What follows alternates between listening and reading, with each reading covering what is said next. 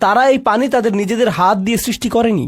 মানুষ যা করে সেগুলোর মধ্যে রয়েছে তারা নিজেদের হাতে বীজ বপন করতে পারে, তারা নিজেদের হাতে মাটি খনন করতে পারে, কিন্তু মাটির নিচ থেকে যে পানি আসে তা তারা সৃষ্টি করতে পারে না। এটা তাৎপর্যপূর্ণ, কারণ একটি বস্তুগত সত্য সবসময় সম্বন্ধযুক্ত একটি আধ্যাত্মিক সত্যের সাথে। আর কোরআনে পানিকে তুলনা করা হয়েছে স্বয়ং কোরআনের সাথে, তুলনা করা হয়েছে স্বয়ং কোরআনেরই সাথে। কোরআন আসে আকাশ থেকে, আর কোন জিনিসটি আকাশ থেকে আসে? পানি আসে আকাশ থেকে। মৃত হৃদয়ের মাঝে কোরআন প্রাণের সঞ্চার করে, মৃত ভূমিতে পানি প্রাণ ফিরিয়ে আনে। তো পানিকে সবসময় কোরআনের সাথে তুলনা করা হয়েছে। আর পানি হলো সম্পূর্ণ বিশুদ্ধ, এটা পরিশুদ্ধ করে। এর নিজেকে শুদ্ধ করার প্রয়োজন নেই, বরং এটা অন্য সকল কিছুকে পরিশুদ্ধ করে। এভাবেই এই পৃথিবীতে বিশুদ্ধতা অর্জিত হয়। আল্লাহর কিতাব নিজেই বিশুদ্ধ, আর এটা মানুষকে পরিশুদ্ধ করে। ইউজাক্কিহিম, এটা তাদেরকে পরিশুদ্ধ করে। তো পানিকে সর্বদা তুলনা করা হয়েছে কোরআনের সাথে। আর তিনি এখানে বলছেন যাতে তারা এর ফল থেকে খাবার গ্রহণ করতে পারে, যা এসেছে পানির কল্যাণে। কিন্তু তারা নিজের হাতে পানি সৃষ্টি করেনি। ঠিক যেভাবে সূরার শুরুতে বলা হয়েছে যে কোরআন কোনো মানুষের সৃষ্টি নয়। দেখেছেন জিনিসগুলো কিভাবে পরস্পর সম্বন্ধযুক্ত? এটা অত্যন্ত বিস্ময়কর জিনিস ভাই, এটা বিস্ময়কর জিনিস। আমি যখন এটা অধ্যয়ন করি এতটাই আনন্দিত হয়ে যাই, কেন আমি এটা আগে জানলাম না? এটা এত অসাধারণ। ওমা আমিলাত হুয়াইদিহিম। আর তারপর তিনি বলছেন আফালা ইয়াশকুরুন, তারপর তারা কি কৃতজ্ঞ নয়? এখন আপনি যখন এই আয়াতের শেষে পৌঁছান, তারা কি কৃতজ্ঞ নয়? তখন আপনি উপলব্ধি করেন যে আল্লাহ আমাকে শুধু ফলমূলের জন্য কৃতজ্ঞ হতে বলছেন না, তিনি আমাকে বস্তুগত সত্যের জন্য কৃতজ্ঞ হতে বলছেন। কিন্তু তিনি আরও কিসের জন্য কৃতজ্ঞ হতে বলছেন? আধ্যাত্মিক সত্যের জন্য, যার সাথে এটা সম্বন্ধযুক্ত। আল্লাহর কিতাব। আপনারা জানেন এই আয়াতটিতে শাহরু রমাদান আল্লাযী উনজিলা ফীহিল কুরআন, এই আয়াতের শেষে রয়েছে লাআল্লাকুম তাশকুরুন, যাতে তোমরা কৃতজ্ঞ হতে পারো। কৃতজ্ঞ কিসের জন্য? কোরআনের জন্য। কারণ রমজান মাস কোরআনের মাস। রমজানের সম্পূর্ণ এই অনুশীলনের উদ্দেশ্য হল যাতে আপনি কোরআনকে যথাযথভাবে মূল্যায়ন করতে পারেন। এটা আসলে পাকোড়া এবং সমুচার জন্য না। রমজানের উদ্দেশ্য হলো আসলে কোরআনকে উদযাপন করা, কেবলমাত্র এটাই, যাতে আপনার যা রয়েছে তার জন্য আপনি কৃতজ্ঞ হতে পারেন। এখন পানির ভূমিকা যেরকম, ওহির ভূমিকাও সেই রকম। পানি জীবন নিয়ে আসে, ওহিও জীবন নিয়ে আসে। পানিকে যেহেতু আল্লাহর বাণীর সাথে তুলনা করা হয়েছে, পানি মাটিতে পুনরুজ্জীবন ঘটায়, আর আল্লাহর বাণী একদিন মাটিতে পুনরুত্থান ঘটাবে। কুন ফায়াকুন। সুবহানাল্লাহ। এখন আমরা আল্লাহর সত্তার উৎকর্ষ নিয়ে আলোচনা করব। আল্লাহর সাথে অন্য কারো তুলনা হয় না। আর আল্লাহ জীবকে পানির মতো করে সৃষ্টি করেছেন, তার সাথে কোনো কিছুর তুলনা করতে পারবেন না। তিনি বলছেন সুবহানাল্লাযী খলাকাল আযওয়াজা কুল্লাহা। অশুদ্ধভাবে অনুদিত আয়াতগুলোর এটি একটি। প্রথমে আমি ভালোভাবে অনুবাদ করব, এরপর পিণ্ডি ধাঁচের অনুবাদ করব। কি উৎকর্ষময় সেই সত্তা যিনি সৃষ্টি করেছেন জোড়াসমূহ, সকল ধরনের জোড়া। এবার পিণ্ডি অনুবাদ। তিনি সবকিছুকে জোড়ায় জোড়ায় সৃষ্টি করেছেন। এটা রাওয়ালপিন্ডি ধাঁচের অনুবাদ। দুঃখিত রাওয়ালপিন্ডি, আমার নানিও রাওয়ালপিন্ডির মানুষ। Okay relax. ওকে, রাওয়ালপিন্ডি নিয়ে কথা বলেছে, থাকবোই না এখানে, চলে যাচ্ছি। ওকে রিল্যাক্স, শান্ত হন aunty. It's okay, it's okay. তো তিনি সকল ধরনের জোড়া সৃষ্টি করেছেন। এটা না যে প্রত্যেকটা জিনিসের জোড়া, বরং সকল জিনিস থেকে জোড়া। মিম্মা তুম্বিতুল আরদ, তা থেকে যা মাটি ভেদ করে জন্মায়। অমিন আনফুসিহিম, আর এমনকি তাদের মধ্য থেকেও। অমিম্মা লা ইয়ালামুন, আর এমন জিনিস থেকে যা তারা জানেও না। আল্লাহ সৃষ্টি করেছেন সকল ধরনের জোড়া। এখন কেউ আমাকে ইমেল করলো, নোমান ভাই, কোরআন বলেছে যে সবকিছুকে জোড়ায় জোড়ায় সৃষ্টি করা হয়েছে, তাহলে অ্যামিবার বিষয়ে কি বলবেন? ভাইরাসের বিষয়ে কি বলবেন? এককোষী জীবদের বিষয়ে কি বলবেন? আরে ভাই,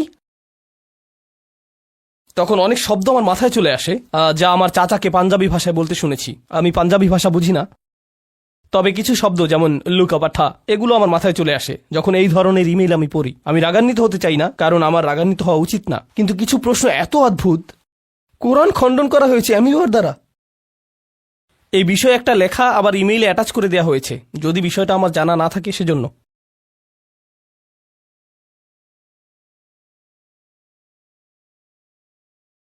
আল্লাহ সকল ধরনের জিনিস সৃষ্টি করেছেন জোড়াবদ্ধভাবে।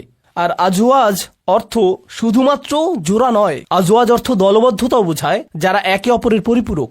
আজওয়াজ কোরআনে এই অর্থ ব্যবহৃত হয়েছে। মা মাত্তা'না বিহি আজওয়াজাম মিনহুম, জোড়ায় জোড়ায় না বরং দলবদ্ধভাবে। কুনতুম আজওয়াজান সালাসা, তোমরা 3টি দলে বিভক্ত হবে যারা একে অপরের পরিপূরক। এটা জোড়া না, আল্লাহ জিনিসগুলোকে পরিপূরকভাবে সৃষ্টি করেছেন। এটাই তিনি বলেছেন, আল্লাহ জিনিসগুলোকে একে অপরের পরিপূরক করে বানিয়েছেন।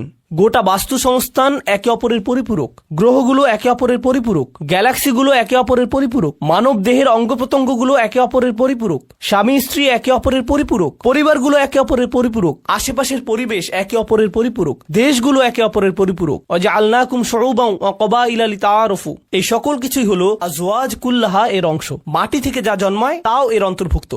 আপনারা জানেন কখনো কখনো এটা শুধু 2 ধরনের আপেল বা 2 ধরনের কমলা, এমনটা না। হয়তো এটাও সত্য হতে পারে, কিন্তু এরকম পরিবেশও থাকে যেখানে নির্দিষ্ট ধরনের উদ্ভিদ জন্মায়, আর অন্য কিছু উদ্ভিদ থাকে তারা নিজে থেকে জন্মাতে পারে না। তাদেরকে ছায়া দেওয়ার জন্য অথবা আর্দ্রতা দেওয়ার জন্য অথবা অন্য কিছু দেওয়ার জন্য তাদের অন্য উদ্ভিদের প্রয়োজন হয়।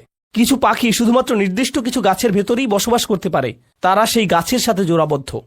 এটাই আল্লাহ করেছেন, জিনিসগুলোর একে অপরকে প্রয়োজন। তিনি এতটাই উৎকর্ষময়, তিনি সকল কিছুকে অন্য সকল কিছুর মুখাপেক্ষী করে সৃষ্টি করেছেন, কিন্তু তিনিই সেই সত্তা যিনি অন্য কারো মুখাপেক্ষী নন। এই যুক্তিটাই তিনি প্রদান করেছেন। আপনার চারপাশে দৃষ্টিপাত করুন, দেখুন কিভাবে পৃথিবীর প্রয়োজন রয়েছে মেঘের কাছে, কিভাবে মেঘের প্রয়োজন রয়েছে বাতাসের কাছে। লক্ষ্য করুন কিভাবে পৃথিবীর প্রয়োজন রয়েছে সূর্যের এবং চাঁদের। সুবহানাল্লাহ। ওয়া মিন আনফুসিহিম, আপনার ভেতরেও তিনি এমন জিনিস সৃষ্টি করেছেন যার অন্য জিনিসের প্রয়োজন। তিনি জোড়া সৃষ্টি করেছেন। মানুষ সাধারণত বলে থাকে পুরুষ এবং নারীকে নিয়ে, কিন্তু এর সীমা আরো অনেক ব্যাপক। খলাকালাকুম মিন আনফুসিকুম আজওয়াজান লিতাসকুনু ইলাইহা, কেন তিনি তোমাদের মধ্য থেকে স্ত্রীদের সৃষ্টি করেছেন? যাতে তোমরা একে অপরের মধ্যে প্রশান্তি লাভ করতে পারো। তার মানে আমি আল্লাহর কাছে কিছুই চাই না। কিভাবে তিনি আমাকে ছেড়ে গেলেন? কেন তিনি আমাকে বিপদে ফেললেন? আমাদের সময় এটা উপলব্ধি করা খুবই সহজ। আমরা অস্বাভাবিক এক ভোগবাদী সমাজে বসবাস করি, যেখানে সবকিছু সহজলভ্য এবং দ্রুত লাভ করা যায়। বিনোদন পেতে চান, ফোনে একটা অ্যাপ খুললেই হবে। কিছু কিনতে চান, জাস্ট অ্যামাজন থেকে অর্ডার করুন, এটা আপনার ঘরে পৌঁছে যাবে। সবকিছু কষ্ট ছাড়া পাওয়া যায় এবং সবকিছু সাথে সাথেই পাওয়া যায়। আপনি কিছু চাইছেন, আপনাকে তার কাছে যেতে হবে না, সেটাই আপনার কাছে আসবে। সবকিছু দ্রুত হয়। আমাদের এখন আপ্যায়িত হওয়ার অভ্যাস হয়ে গিয়েছে। আপনার একটা অর্ডার যদি 2 থেকে 3 দিনের জন্য দেরি হয়, তবে আপনি তাকে 1 স্টার বা থামস ডাউন, খারাপ রেটিং দিচ্ছেন। আমরা এতে অভ্যস্ত হয়ে গেছি। এমত অবস্থায় আপনি যখন আল্লাহর কাছে দোয়া করছেন, আপনার সমস্যাগুলো সমাধান চাইছেন, আপনার সবকিছু দ্রুত এবং তড়িৎ করা দরকার। আমার আর ভালো ভোক্তা অধিকার চাই। যখন এটা হয় না, তখন আপনি বলেন বাজে সার্ভিস। আমার আর ভালো ভোক্তা অধিকার চাই, আমার আর ভালো ভোক্তা অধিকার চাই। আপনার ভাবখানা তখন এমন হয়ে যায় যে আমি আল্লাহর কাছে আর কিছুই চাইব না, কোনো অর্ডার দিব না। আপনি এখন ক্রেতার মতো সুবিধা পেতে চান, আর আপনি আল্লাহর কাছ থেকে মুখ ফিরিয়ে নেন এবং বলেন তিনি আমার কথা শুনছেন না, আমার সমস্যার সমাধান করছেন না। বুঝতে চেষ্টা করুন যে সবার জন্য আল্লাহর পরিকল্পনা রয়েছে। 2টো উদাহরণ দিচ্ছি। ইয়াকুব আলাইহিসসালামের ক্ষেত্রে দেখুন, তিনি তার ছেলে ইউসুফ আলাইহিসসালামকে হারিয়ে ফেলেন। আল্লাহ বহু বছর পর সেই সন্তানকে তার কাছে ফিরিয়ে দেন। আবার মূসা আলাইহিসসালামের ক্ষেত্রে, মূসা আলাইহিসসালামের মা তার সন্তান হারিয়েছিলেন, কিন্তু কয়েক ঘন্টার ব্যবধানে আল্লাহ সে বাচ্চাটাকে ফেরত দেন। কেননা কয়েক ঘন্টার মধ্যেই যখন বাচ্চাটা ক্ষুধার্ত হয়, পরবর্তী খাবার সেই একই মায়ের কাছ থেকেই পায়, কারণ সে অন্য কারো কাছ থেকে খাবে না। আমি কি বলতে চাচ্ছি? এই জগতে আল্লাহ কখনো কখনো নিমেষে আমাদের বিপদমুক্ত করেন, আবার কখনো বা বহু বছর পরে বিপদমুক্ত করেন, কিন্তু প্রতি ক্ষেত্রেই আল্লাহ ভালোর জন্যই করেন। আমি কি বলতে চাচ্ছি? ভালোর জন্যই করেন। আমি বিশেষত ইয়াকুব আলাইহিস সালামের গল্পটা পছন্দ করি, কেননা এই ঘটনার কল্যাণকর দিকগুলো চিন্তা করে দেখুন একবার। এত বছর ধরে বাবা কাঁদলেন এবং প্রায় নিজের দৃষ্টিশক্তি হারিয়ে ফেললেন, তাই না? কোরআনের ভাষা অবিয়াদ্দা তাই না হু। কোন কোন আলেম যেমন আলুসি রহমতুল্লাহ মন্তব্য করেন তিনি কাঁদতে কাঁদতে অন্ধ হয়ে গিয়েছিলেন। এখন এই পুরো সময়টা জুড়ে ইউসুফ আলাইহিস সালাম কোথায় ছিলেন? তিনি ছিলেন জেলে। প্রথমত তিনি ছিলেন শিশু শ্রমিক এবং বড় হওয়ার পর জেলে যান, বহু বছর জেলে কাটান। হয় তিনি ছিলেন শিশু শ্রমিক, নতুবা তিনি জেলের কয়েদি হিসাবে জীবনযাপন করেন। প্রথমত তিনি ছিলেন শিশু শ্রমিক, নতুবা তিনি জেলের কয়েদি হিসাবে জীবনযাপন করেন। সুন্দর জীবন ছিল না, এটা সুন্দর জীবন নয়। কিন্তু এরপরও যখন তিনি রাজার স্বপ্নের অর্থ বলেন এবং সেই স্বপ্নের অর্থ হয় যে পুরো অর্থনীতিতে 7 বছরের মধ্যে ধস নামবে, মানুষজন দুর্ভিক্ষে মারা যাবে, একজনই তখন সেই সমস্যার সমাধান জানতেন, তিনি হলেন ইউসুফ আলাইহিস সালাম। যদি তিনি জেলে না থাকতেন তাহলে রাজাকে সাহায্য করতে পারতেন না। বুঝতে পেরেছেন? যদি ইউসুফ আলাইহিস সালাম পুরোটা সময় নিজের বাবার সাথে কাটাতেন তাহলে এমন ঘটনা ঘটতো না। তাই এখন যেহেতু তিনি সেখানে রয়েছেন এবং স্বপ্নের ব্যাখ্যা দেন এবং বলেন আমিই পারবো সমস্যার সমাধান করতে, আমাকে সম্পদ রক্ষার দায়িত্ব দিন, আমিই পারবো সমস্যার সমাধান করতে, আমাকে সম্পদ রক্ষার দায়িত্ব দিন, এবং তিনি যখন এই কাজগুলো সম্পাদন করেন তখন কি হলো? লাখ লাখ বাবা মাকে আর কাঁদতে হয়নি, কারণ তাদের সন্তান ক্ষুধার যন্ত্রণায় মৃত্যুবরণ করেনি। একজন বাবা তার সন্তানের জন্য বহু বছর কাঁদলেন, কিন্তু তার একার কান্নায় আল্লাহ হাজার হাজার পরিবারকে কান্না থেকে বাঁচিয়ে দেন। কারণ তিনি যদি অর্থনীতি এবং ফসল না বাঁচাতেন, পুরো দেশটাতে খরা হতো, মানুষ দুর্ভিক্ষে মারা যেত এবং যুদ্ধ সহ বিভিন্ন সমস্যার সূত্রপাত হতো। আপনাদের সূরাতুর রহমান নিয়ে কিছু বলবো, এরপর সূরাতুল ওয়াকিয়াতে যাব। আসলে না, সূরাতুল ওয়াকিয়া দিয়ে শুরু করি। সূরাতুল ওয়াকিয়াটি একটু বড় সূরা। এই সূরাটির শুরুতে আপনি দেখবেন জান্নাতে যাওয়া কিছু মানুষের কথা বলা আছে। আস-সাবিকুন আস-সাবিকুন উলাইকাল মুকাররাবুন ফি জান্নাতিন নাঈম সুল্লাতুম মিনাল আউয়ালিন ওয়া কলিলুম মিনাল আখিরিন। একদম সর্বপ্রথম সামনের ভিআইপি সিটে বসা লোক, যেগুলো জান্নাতে যাবে, যারা জান্নাতে যাবে, ওনারাই হলেন সূরাতুল ওয়াকিয়ার আলোচ্য মানুষগুলোর অন্যতম। আচ্ছা বলুন তো, এই সর্বপ্রথম অগ্রগামী কারা? কি না, নবীগণ ছাড়া অগ্রগামীগণ কারা? সাহাবা। হ্যাঁ, কিন্তু সেটা তাদের যুগের জন্য। আল্লাহ বলছেন ওয়া কলিলুম মিনাল আখিরিন। কেন জানেন? প্রত্যেক প্রজন্মেই তাদের নিজস্ব সাবিকুন আছে। প্রত্যেক প্রজন্মেই 2015 সালের নিজস্ব সাবিকুন আছে, 2025 সালেরও কিছু নিজস্ব সাবিকুন আছে, 2055 সালেও যদি আল্লাহ ততদিনে কিয়ামত না আনেন, তাহলে তখনও সে কালের সাবিকুন থাকবেন। বুঝতে পারছেন? এখনো শেষ না, কিন্তু প্রত্যেক জাতিরই নিজস্ব সাবিকুন থাকবেন। শুধু পার্থক্যটি হল প্রথম যুগের সাবিকুনদের অনুপাত শতকরা হার বেশি ছিল। আপনাদের এটা একটা উদাহরণ দিয়ে বুঝিয়ে দিচ্ছি। কল্পনা করুন 800 জন মানুষ একটি পরীক্ষা দেয়। যদি সাহাবীদের সময় ইমানের এই পরীক্ষা 800 জন মানুষ দেয়, তাহলে 750 জনই 90% বেশি নাম্বার পাবে। তো তারা হলেন গোল্ডেন এ প্লাস। কিন্তু প্রজন্ম যেতে যেতে তখনও মানুষ 90-এর বেশি পাবে, তবে শতকরা হার নেমে যাচ্ছে। ধরুন 800 হতে মাত্র 50 জন বা 800 জনে মাত্র 20 জন 90-এর বেশি পেয়েছে। বুঝতে পারছেন?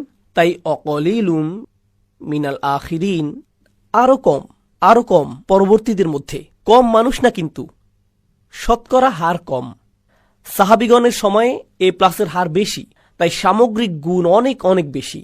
আমাদের প্রতিযোগিতা কম, তাই সামগ্রিক গুণ অনেক কম। তবে প্রতিযোগিতা প্রত্যেক প্রজন্মেই থাকে। তো যাই হোক, সূরাতুল ওয়াকিয়ার প্রথম বিষয় হল আস-সাবিকুন। এই সূরার দ্বিতীয় বিষয় হল আসহাবুল ইয়ামিন। মা আসহাবুল ইয়ামিন ফাসহাবুল মাইমানাতি মা আসহাবুল মাইমানা। ডান পাশের মানুষজন। আর সাবিকুনদের সাথে ডান পাশের মানুষজনের পার্থক্য কি? সাবিকুনদের বলতে পারবেন সংরক্ষিত, এক্সক্লুসিভ। আর ডান পাশের যেই মানুষজন হলেন বাকি আমরা সকলে, জান্নাতের ইকোনমি ক্লাস। আল্লাহ আমাদের সাবিকুনদের অন্তর্ভুক্ত করে দিন। কিন্তু অন্তত পক্ষে ডান পাশের মানুষজন থাকা মানে তারা জাহান্নামে যাবে না, এরা যাবে জান্নাতে। এরা হলেন দ্বিতীয় বিষয়। ঠিক আছে? এখন অন্যদিকে কারা আছে? ডান পাশে মানুষ আছে, আবার বাম পাশেও মানুষ আছে। এরপর আল্লাহ বাম পাশের মানুষদের নিয়ে বলছেন 3 ধরনের মানুষ এখন পর্যন্ত। প্রথমে অভিজাত শ্রেণী, এরপর ডান পাশের মানুষ, এরপর বাম পাশের মানুষ, তাই না? এরপর চতুর্থ বিষয়, আল্লাহ কিছু প্রশ্ন করেছেন। আফারাআইতুম মা তুমনুন, আফারাআইতুম মা তাহরুসুন, আফারাআইতুমুল মা আল্লাযী তাশরাবুন, আফারাআইতুমুন নার আল্লাতী তুরুন। তিনি সব অদ্ভুত প্রশ্ন করেছেন। তোমরা কি বাচ্চা সৃষ্টি করো নাকি আমরা বাচ্চা সৃষ্টি করি? তোমরা ফসল ফলাও নাকি আমরা ফসল ফলাই? তোমরা আগুন জ্বালাও নাকি আমরা আগুন জ্বালাই? তোমরা আকাশ থেকে পানি নামাও নাকি আমরা আকাশ থেকে পানি নামাই? মানে আল্লাহ মানুষকে আল্লাহ যা সৃষ্টি করেন সেই বিষয়ে চিন্তা করতে বলছেন। মানে আল্লাহ যে সৃষ্টি করেন তা, তোমরা কিছুই সৃষ্টি করো না, আল্লাহই সবকিছু সৃষ্টি করেন। তোমাদের কোনো সৃষ্টিশীলতা নেই। এই যে আল্লাহর সৃষ্টিকে চতুর্থ প্রকার বিষয় হিসেবে বলা হচ্ছে 4টি। এখন পর্যন্ত কতগুলো বিষয় আমাকে ক্রমানুসারে বলতে পারবেন? দেখি তো আপনারা এখনো বেঁচে আছেন। প্রথমটি কি ছিল? সাবিকুন, ঠিক। দ্বিতীয়টি আসহাবুল ইয়ামিন। তৃতীয় নাম্বার কি? বাম পাশের মানুষজন। আল্লাহ আমাদের তাদের অন্তর্ভুক্ত না করুন। ৪র্থ নম্বর, আল্লাহর সৃষ্টি। শুধুমাত্র আল্লাহই সৃষ্টি করেন।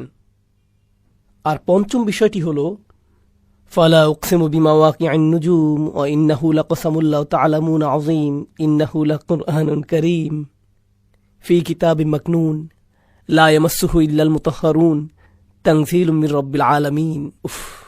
এই বিষয়টি হল কোরআনের বিশেষত্ব, মহিমা সম্পর্কিত, কোরআনের অসাধারণ গুণ সম্পর্কিত। ছোট ব্যাপার না কিন্তু। 5টি বিষয় সূরার শেষটি পুরোটা সংক্ষেপে বলে দেয়, কিন্তু এগুলোই প্রধান 5টি বিষয়। সূরাতুর রহমান আমরা পড়ার চেষ্টা করছি, তাই না? সূরাটির প্রথম বিষয় কি আমাকে বলুন তো? আর রহমান ও আল্লামাল কুরআন। প্রথম বিষয়টি কি? কুরআন। সূরাতুল ওয়াকিয়াতে কোরআন কি একটি বিষয় ছিল? ছিল। কোথায়?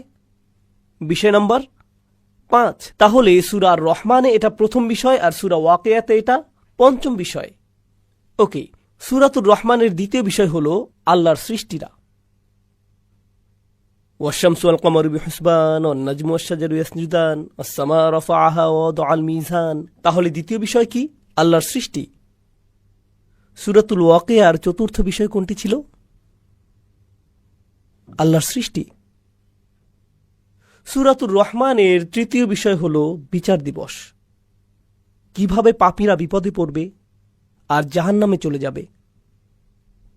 বিচার দিবস আর জাহান্নামের আগুন হল সূরাতুর রহমানের ৩ নম্বর বিষয়। সূরাতুল ওয়াকিয়াতে ৩ নম্বর বিষয় কি ছিল? বাম দিকের মানুষ, যারা বিচার দিবসে দাঁড়িয়ে শেষমেশ জাহান্নামে নিক্ষিপ্ত হবে। সম্পর্কটা দেখতে পাচ্ছেন? সূরাতুর রহমানের ৪র্থ বিষয় হল জান্নাত। ওয়ালিমান খাফা মাকামা রাব্বিহি জান্নাতান।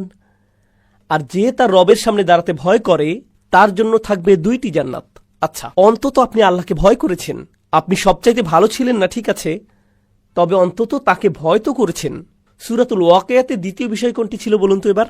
ডান পাশের মানুষজন অন্তত আল্লাহকে ভয় তো করেছে, তাই তারা জান্নাতে চলে যাবে।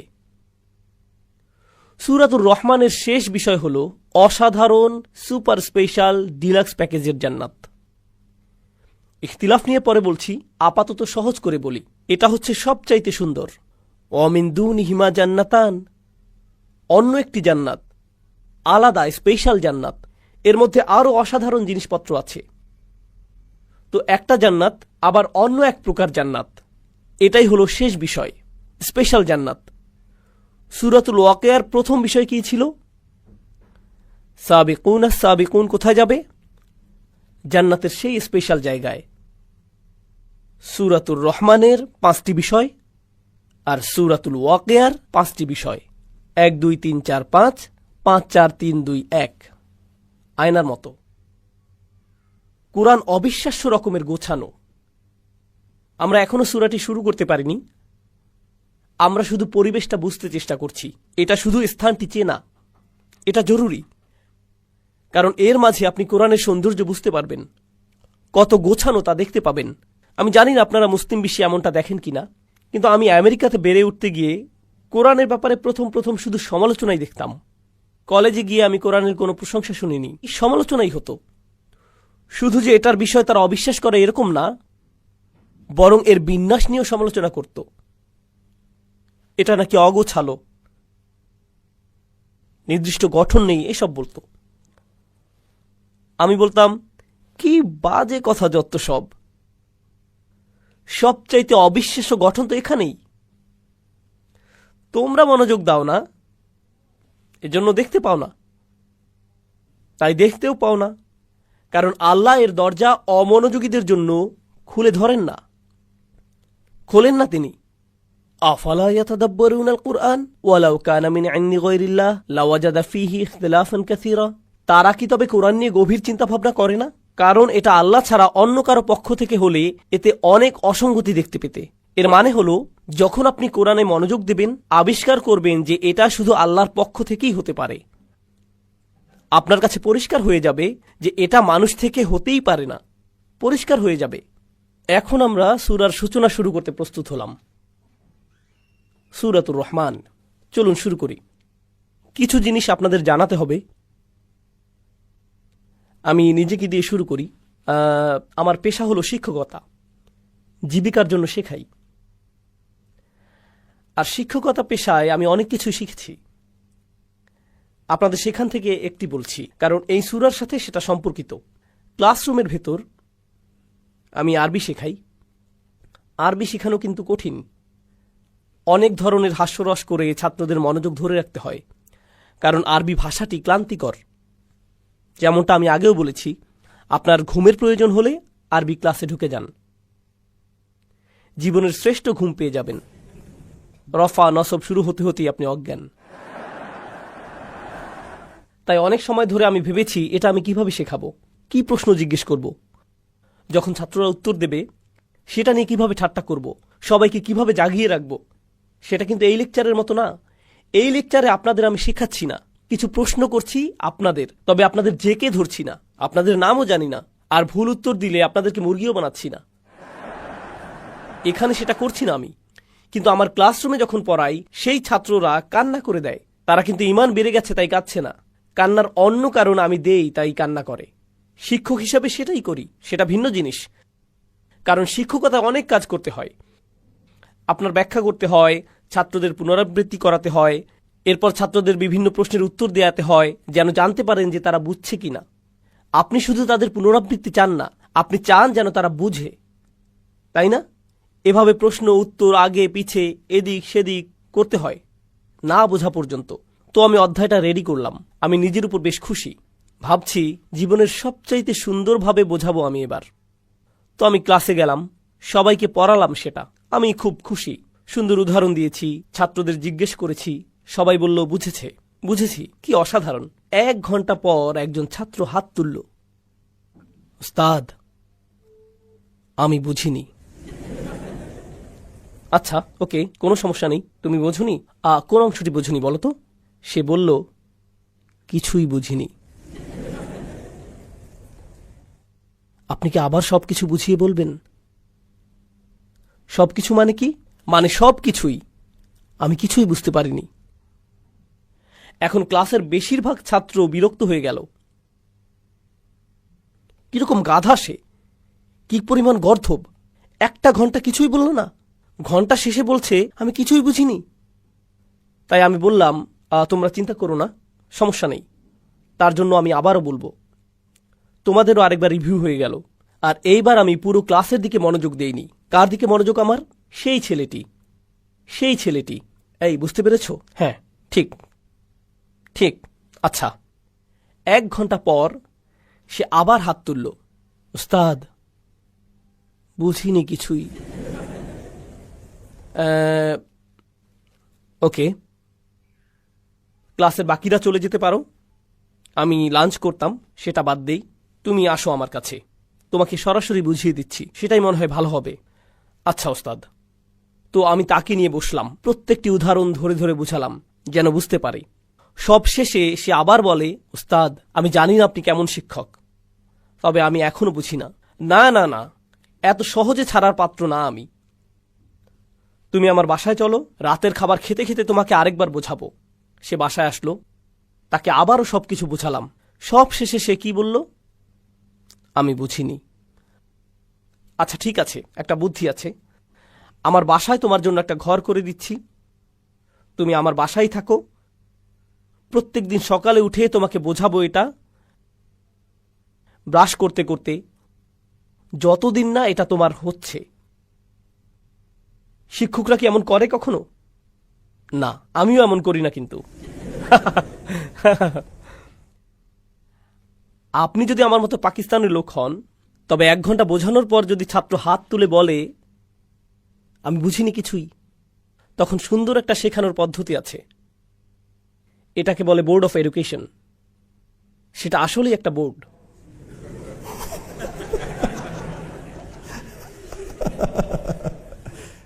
এখন বুঝেছিস?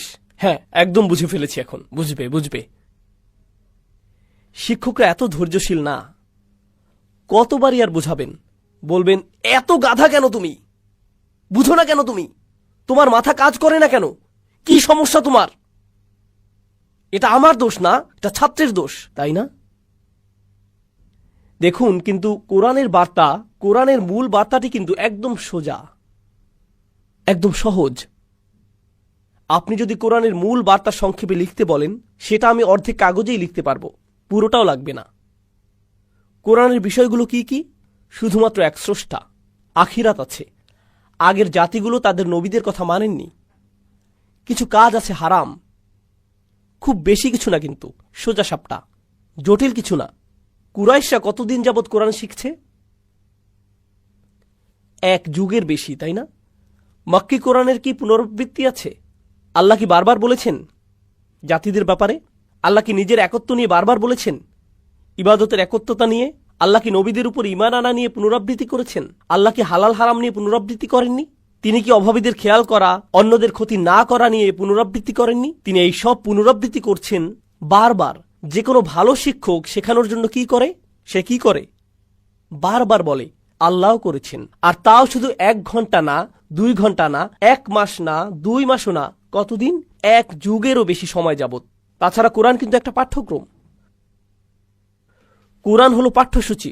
কিন্তু একটা ভালো পাঠ্যক্রম, ভালো বই যথেষ্ট না, আপনার খুব ভালো একজন শিক্ষকও লাগবে। কখনো আপনার কাছে খুব ভালো একটা বই থাকলেও শিক্ষক হয় জঘন্য, তখন কেউ কিছুই শেখে না।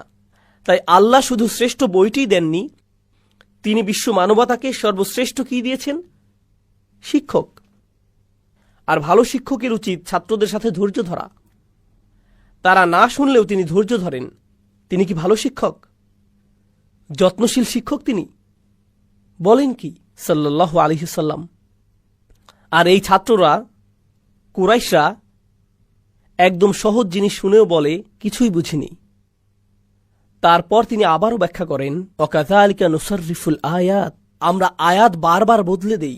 এভাবে যদি না বুঝতে পারো তাহলে এভাবে বুঝবে, ওভাবে যদি না বুঝো তাহলে আসো ওইভাবে বোঝাই, এরপর ওইভাবে বোঝাই, তারপর সেইভাবে। ইয়াদরিবুল্লাহু আমসালা লিন্নাস, আল্লাহ প্রত্যেক মানুষের সহজতার জন্য অনেক উদাহরণ দিয়েছেন, কারণ প্রত্যেক ছাত্র প্রত্যেক উদাহরণ হয়তো বুঝবে না। তাই আল্লাহ একটা উদাহরণ দেন, সেটা না বুঝলে কি করেন? আরেকটা দেন, এরপর আরেকটা, এরপর আরেকটা।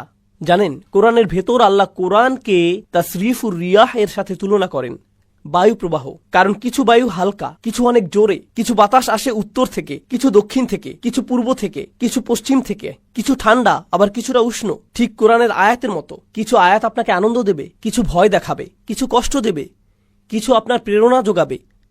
কোনো আয়াত শেখাবে, কোনোটা অভয় দেবে, কোনোটা আবার শক্তি যোগাবে। বিভিন্ন রকমের বায়ু, ঠিক কোরআনের বিভিন্ন আয়াতের মতো প্রত্যেকটা উপায় গ্রহণ করা হয়েছে। তাছাড়া কিছু ছাত্র গর্দভ হয়, আমি জানি, মনোযোগই দেয় না। এরপর আরেক ধরনের ছাত্র আছে যারা বলে আমি বুঝি না, এরপর বুঝিয়ে বলার পর আবার বলে হ্যাঁ আমি বুঝিনি, আবার বোঝান, সে বলে এই দেখো আমি বুঝিনি।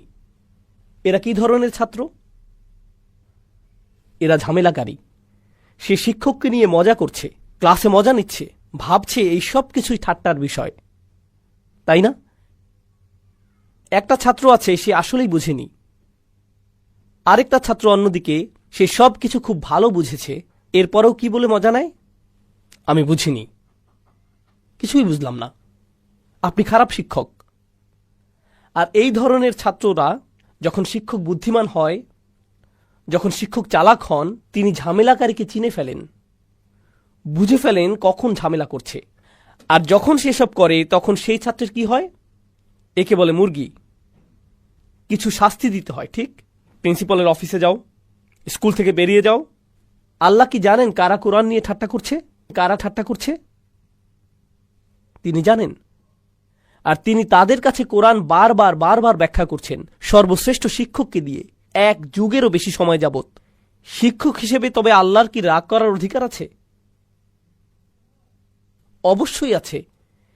সেই ছাত্রগুলো কি শাস্তি পাবার যোগ্য? অবশ্যই। কিন্তু আল্লাহ কি শাস্তি দিচ্ছেন তাদের? না, কারণ আল্লাহ অন্য কোনো শিক্ষকের মতো নন। তিনি যে কোনো শিক্ষক নন, তিনি আর রহমান, আল্লামাল কুরআন। লাউ কানা দুনার রহমান, রহমান ছাড়া অন্য কেউ যদি হতো কোরআন শেখাচ্ছে, তাহলে বাঁচতে পারত না। বরং আমি অনেক সময় বলি, অনেক সময় যখন এইসব ক্লাসগুলো নেই তখন অডিয়েন্সে বসা কেউ কেউ হাফেজও থাকেন, এমন শিক্ষকও থাকেন যারা বাচ্চাদের কোরআন হিফজ করান। আর হিফজ মাদ্রাসাগুলো, তাহফিজের মাদ্রাসাগুলোর ছাত্ররা তাদের শিক্ষকদের ভয়ে কাতর। তারা যদি সঠিকভাবে সবক দিতে না পারে, একটা দুইটা বা তিনটা ভুল যদি করে, তবে উস্তাদের হাতে পাইপ আছে, চাবির চেইন আছে। বাচ্চার চেহারায় এভাবে চাবি লেগে থাকে। তাই তারা যখন কোরআন শেখার চিন্তা করে তখন ভাবে দয়ামায়াহীন কিছু একটা। এটা কি দুঃখজনক না? কারণ আল্লাহ স্বয়ং বলছেন, যখন কোরআন শেখানো হয় কে শেখায়? তিনি কিন্তু বলেননি আল জব্বার আল্লামাল কুরআন, তিনি বলছেন আর রহমান আল্লামাল কুরআন। আমরাই যখন কোরআন শেখাই তখন আমি শুধু রাসূলুল্লাহ সাল্লাল্লাহু আলাইহি সাল্লামের সুন্নাহ পরিপূর্ণ করছি না, বরং আমরা স্বয়ং আল্লাহর সুন্নাহ পূরণ করছি। আল্লাহ নিজেই কোরআন শিখিয়েছেন, আমাদেরকে সেটাই নকল করতে হবে। যেমন রসুলের সুন্নাহ নকল করতে হবে সাল্লাল্লাহু আলাইহি সাল্লাম, আল্লাহর সুন্নাহ আমাদের মানতে হবে। যখন কোরআন শেখাবো আরো বেশি দয়াবান হতে হবে। বুঝতে পারছেন? আমাদেরকে আরো দয়া দেখাতে হবে। আল্লাহ যদি কুরাইশদের প্রতি দয়া দেখাতে পারেন, তবে আপনি ছোট বাচ্চাদের সাথেও সেটা পারবেন। সেটা আরো সহজ। এগুলো আল্লাহর কিতাব থেকে শিখতে হবে। খুবই দুঃখজনক বিষয় যে একটি বাচ্চা তার উস্তাদের কাছে কোরআন পড়তে ভয় পাবে। এটা ভালো ব্যাপার না। আমি নিজে কোরআনের হাফিজ দেখেছি, 18-19 বছর বয়সী, কখনোই মসজিদে যায় না, কখনোই মসজিদে যায় না। জিজ্ঞেস করলাম, কেন মসজিদে যাও না? কারণ আমার উস্তাদ আমাকে মসজিদে মারতেন। আমি যখন মসজিদে যাই আর শুনি আল্লাহু আকবার, আমার সেই মারগুলো মনে পড়ে যায়, মানসিক সমস্যা শুরু হয়ে যায়, সাইকিয়াট্রিস্ট দেখাতে হয়। মসজিদে গেলে আমার সাইকোলজিক্যাল ট্রমা হয়, তাই মসজিদে আমি যেতে পারবো না। সুবহানাল্লাহ। এমনটাই করেছি আমরা আমাদের বাচ্চাদের সাথে দিন শেখানোর নামে। আমি জানি না এটা কোন দিন, তবে সেটা ইসলাম নয়। আমি জানি না তাদের কি শিখিয়েছেন, তবে কোরআন তাদেরকে শেখাননি। এভাবে কোরআন শেখায় না। কোরআন ভালোবাসা দিয়ে শেখাতে হয়। যেমনটা আমি বললাম, যদি আল্লাহ কুরাইশদের ভালোবেসে শেখাতে পারেন, যদি কুরাইশদের দয়া দেখাতে পারেন, তাহলে আমাদের আবার ভাবতে হবে আমরা মুসলিমদেরই ভালোবেসে শিখাই না। সুবহানাল্লাহ। আচ্ছা, এরপর কি আছে দেখি। ভূমিকা এখনো শেষ হয়নি। ভূমিকা নিয়ে অনেক কথা বলার আছে। আর রহমান অর্থ কি কেউ জানেন? কি? মার্সিফুল। আমি জানি ইংলিশ অনেকেরই প্রথম ভাষা নয়, তবু আপনারা ইংরেজি সম্পর্কে জানেন। মাশাআল্লাহ, এখানে সবারই ইংরেজিতে দক্ষতা অনেক বেশি। আপনাদেরকে মার্সি বা দয়া শব্দের সমস্যাটি জানাচ্ছি। যখন রহমা অনুবাদ করি মার্সি বা দয়া হিসেবে, এখানে একটু সমস্যা আছে, আপনাদের বুঝিয়ে বলছি। যখন আমরা দয়ার কথা বলি তখন তা বলতে ছেড়ে দেয়া বোঝাই। উদাহরণস্বরূপ, সৈন্যরা পুরো গ্রাম ধ্বংস করে দিল, কোনো দয়া তারা দেখায়নি। এর মানে তারা কাউকেই ছাড়েনি। পুলিশ অফিসার আমাকে ফাইন করল, কোনো দয়া দেখায়নি। আমি বিচারকের কাছে দয়া ভিক্ষা চাইলাম। আমি আমার শিক্ষকের কাছে দয়া ভিক্ষা চাইলাম। আমি প্লেট ভাঙার পর আম্মার কাছে দয়া ভিক্ষা চাইলাম। দয়া ভিক্ষা চাওয়া মানে আমাকে শাস্তি দেবেন না বলা। বুঝতে পারছেন? বাংলা ভাষায় যখন দয়া শব্দটি ব্যবহার হয় তখন শাস্তির কথাই মাথায় আসে, তখন শাস্তির চিন্তাই মাথায় আসে, যে সেই শাস্তি থেকে মুক্তি হলো। অর্থাৎ আপনার অবচেতন ভাবেই শাস্তির কথা চলে আসে, অর্থাৎ আপনার মনে অবচেতন ভাবেই শাস্তির কথা চলে আসে। সেই শাস্তি থেকে মুক্তি পাওয়াটাই দয়া। এখন এখানে কয়জন আছেন টেক ইন্ডাস্ট্রিতে, টেকনোলজি ইন্ডাস্ট্রি, প্রোগ্রামার? আচ্ছা, আপনারা ডিফল্ট বিষয়টা তো বোঝেন। দয়া শব্দের ডিফল্ট পজিশন হল শাস্তি, কিন্তু রহমা শব্দে শাস্তির কোনো বিষয়ই নেই। আপনাকে শাস্তি থেকে মুক্তি দেওয়া হচ্ছে না এখানে যখন রহমা উচ্চারণ করেন, এটা আসেই না একদম। এটাই হলো রহমার বদলে দয়া শব্দ ব্যবহারের সমস্যা। তাহলে রহমা শব্দটি কোত্থেকে আসে? এটা আসে রাহম শব্দ থেকে, যার প্রকৃত অর্থ হলো মায়ের পেট, গর্ভ। রাহম হলো মায়ের গর্ভ। যখন অন্তঃসত্ত্বা কোনো মহিলার কথা চিন্তা করেন, তার পেটে একটি বাচ্চা চিন্তা করেন, শাস্তির কথা মনে হয়? তাহলে বলুন তো কি চিন্তা করেন? একজন মহিলা, তার পেটে একটি বাচ্চা, হয়তো 3 মাসের অন্তঃসত্ত্বা বা 5 মাস, 6 মাস, হয়তো পেটের ভেতর বাচ্চাটির লাথি মারার বয়স হয়েছে। যেমন আমার মা বলেছিলেন, আমি নাকি এমন করতাম। আমি মনে হয় টায়ার্ড হয়ে হাত পা বেশি ছোড়াছুড়ি করতাম পেটের ভেতর মধ্যরাতে। তো ভালো, মা তার বাচ্চার ব্যাপারে কি অনুভব করে? সে এখনো বাচ্চাটি দেখেনি, এখনো দেখেনি নিজের সন্তানকে। তার অনুভূতি কি? ভালোবাসা। প্রথম যে শব্দটি মাথায় আসে সেটা কি? ভালোবাসা। দ্বিতীয় যে শব্দটি মনে আসে তা হলো সুরক্ষা। সে টেবিলের কোণাগুলো খেয়াল করে, নিজে নিরাপদ থাকতে চায়, এক পাশে ফিরে শোয়, তাই না? দেখে শুনে খাওয়া দাওয়া করে, সর্বক্ষণ পেটের বাচ্চাকে আদর করে। যে আদর যত্ন করে, যে ভালোবাসে, যে আদর যত্ন করে, যে জিনিসকে যত্ন, ভালোবাসা আর সুরক্ষা দেয়া হয়। আচ্ছা, অন্যদিকে বাচ্চাটি, তার জন্য কি মায়ের কষ্ট হচ্ছে? হ্যাঁ, সে মায়ের খাবার খাচ্ছে, মহিলাটি খায় আর সে তার পুষ্টি নিয়ে নিচ্ছে, আর সে ভেতরে থাকে। আমি আপনি মায়ের পেটের ভেতর যখন ছিলাম, কোনো ভাড়া দিতে হয়নি, খাবারের অপেক্ষা করতে হয়নি, এমনি এমনি এসেছে।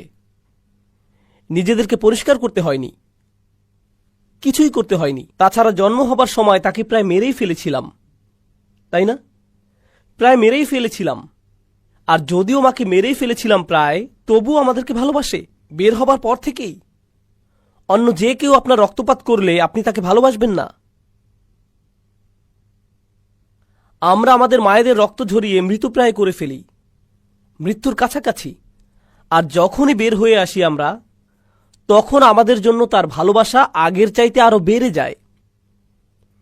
এটা কিন্তু আর অন্য কারো সাথে ঘটে না, কোনো সম্পর্কের সাথেই ঘটে না। এখানে আপনি কিছুই দেন না, শুধুই নেন।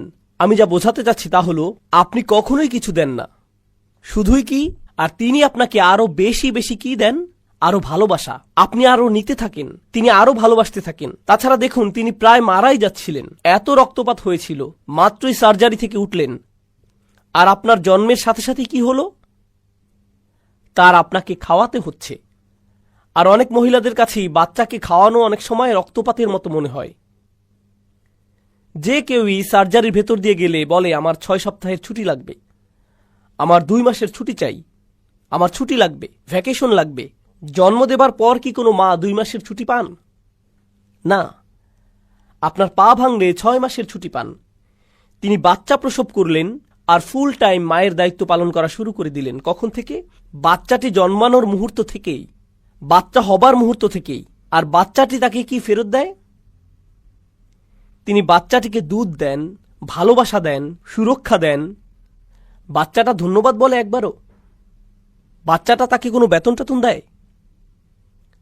বাচ্চাটি তার জন্য কোনো কিছু করে না। ঘুমহীন রাত।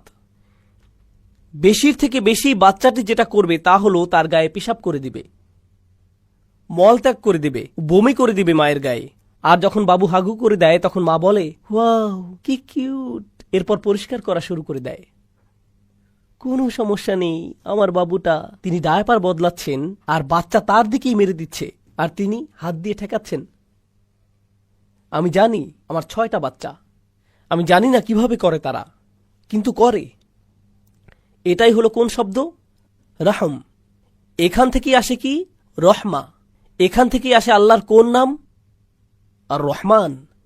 আমরা আল্লাহকে কোনো সৃষ্টির সাথেই তুলনা করতে পারবো না, কিন্তু আল্লাহর সাথে আমাদের যেই সম্পর্ক আছে, আপনি যদি একটু ধারণা করতে চান, যে কারণে সেই হাদিসটি আছে, সাম্মাইতুকা বিসমি, আল্লাহ মায়ের গর্ভের সাথে কথা বললেন আর বললেন, আমি তোমাকে আমার নাম দিয়ে নামকরণ করেছি।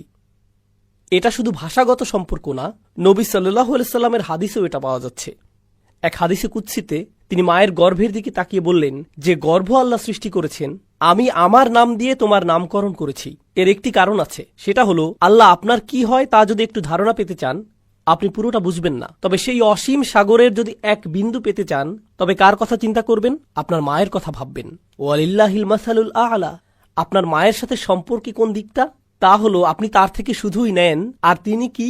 শুধুই দেন। আপনি কখনোই ধন্যবাদ দেন না, তবুও তিনি দিতেই থাকেন। আপনি কখনোই তাকে মনেও করেন না, তবুও তিনি আপনার প্রতি ভালোবাসা বাড়াতেই থাকেন। মুসলিমদের কথা চিন্তা করুন। মুসলিমরা বলে, তালিবুল ইলমরা বলে, আমি তাফসির শিখতে চাই, আমি ওই শায়েখের কাছে পড়তে চাই, এই শায়েখের কাছে শিখতে চাই, সেই আলিমের কাছে পড়তে চাই, আমি এই সূরা, ওই সূরা আর ওই সূরাটা শিখতে চাই। কখনো তারা পৃথিবীর এই মাথা থেকে ওই মাথায় চলে যায় শুধু আল্লাহর কিতাব শিখতে, ঠিক না? আর কি সম্মান বোধ করছে যে শায়েখের কাছে শিখতে পারছে। কুরাইশরা, আবু লাহাব, আবু জাহাল, এই লোকগুলো, এরা কি কোরআন শিখতে চায়? তারা কোরআনের একটি আয়াতও পাওয়ার যোগ্য না। তবুও আল্লাহ তাদের পুরো একটি সূরা দিয়ে দিলেন। এরপর তিনি দিলেন আরেকটি সূরা, এরপর তিনি দিলেন আরেকটি সূরা। তারা যখন এটাকেও ধাক্কা দিয়ে সরিয়ে দিল, আল্লাহ তাদের কি দিলেন? আরেকটি সূরা। প্রত্যেকটি সূরা আল্লাহর থেকে রহমত কিনা? আল্লাহ চাইলে তাদের আরো অনেক কঠিন কিছু দিতে পারতেন, ঠিক না? আল্লাহ তাদের শাস্তি দিতে পারতেন, ঠিক কিনা?